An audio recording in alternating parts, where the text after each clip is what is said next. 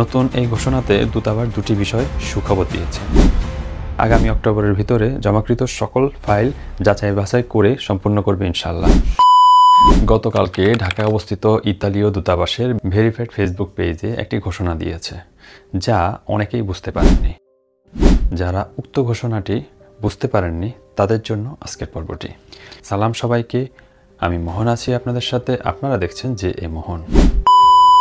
যারা ইতালিতে যেতে আগ্রহী তারা নিশ্চয়ই জানেন, গত বছর অক্টোবর মাসের 17 তারিখে ঢাকায় অবস্থিত ইতালীয় দূতাবাসের ভেরিফাইড ফেসবুক পেজে একটি ঘোষণা দিয়েছিল, যাতে উল্লেখ ছিল বিপুল সংখ্যক জাল নুল্লাওয়াস্তা বা ওয়ার্ক পারমিটের কারণে ইতালি সরকার 11 অক্টোবর 2024 পর্যন্ত বাংলাদেশ সহ কয়েকটি দেশের নাগরিকদের অনুকূলে ইস্যুকৃত সকল নুল্লাওয়াস্তা বা ওয়ার্ক পারমিটের বৈধতা স্থগিত করা হয়েছে, যা যথাযথ যাচাইকরণ সম্পূর্ণ না হওয়া পর্যন্ত বলবৎ থাকবে।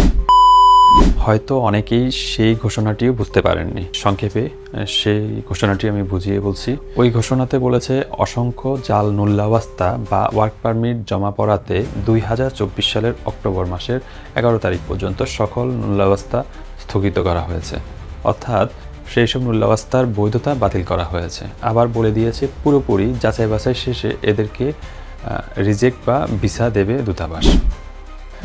17 তারিখের সেই ঘোষণা কতটুকু অগ্রসর হয়েছে তা জানিয়ে দেওয়ার জন্যই গতকালকের এই নতুন ঘোষণা। নতুন এই ঘোষণাতে দূতাবাস দুটি বিষয় সুখবর দিয়েছে। আমি সংক্ষেপে বুঝিয়ে বলি। প্রথমটি হলো, 21 অক্টোবর এর আগে যে সকল নুল্লাওয়াস্তা ইস্যু হয়েছিল সেগুলো সব স্থগিত করেছে সরকার। যারা 21 অক্টোবরের আগে নুল্লাওয়াস্তা পেয়ে অ্যাপয়েন্টমেন্টের জন্য মেইল করেছেন অথবা যারা মেইল করে অ্যাপয়েন্টমেন্ট পেয়েছে তাদের সবারটা এখন বাতিল।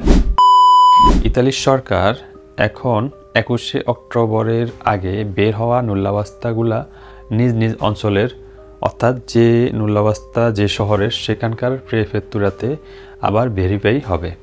মালিককে ডাকবে, মালিকের সকল ডকুমেন্ট আবার সাবমিট হবে। যদি সব কিছু ঠিক থাকে তাহলেই দূতাবাস বিএফএসের মাধ্যমে পর্যায়ক্রমে সকল ভিসা প্রার্থীকে ডাকবে। সব ঠিক থাকলে ভিসা ইস্যু হবে, আর ঠিক না থাকলে রিজেক্ট হবে। আর এভাবেই কয়েক মাস ধরে অনেকের সাথে যোগাযোগ করে ভিসাও দিয়েছে। আমরা যারা জমা দিছি প্রায় আমরা ধরেন না 15-20 জন ছিলাম। ভাই কারো রিজেক্ট দেখিনি, যারা বুঝে যাচ্ছে রিজেক্ট দিচ্ছে না, বাকিটা লাগাতে বিষয়গুলো দিচ্ছি।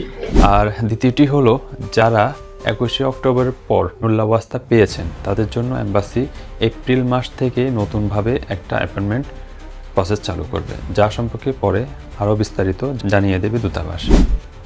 এই ঘোষণা থেকে কিছুটা ধারণা করা যায় যে আগামী অক্টোবরের ভিতরে জমাকৃত সকল ফাইল যাচাই বাছাই করে সম্পূর্ণ করবে ইনশাআল্লাহ। আশা করি ভালো কিছু হবে। ধৈর্য ধরুন, অনেকদিন ধৈর্য ধরেছেন, আর একটু ইনশাআল্লাহ ভালো কিছু হবে।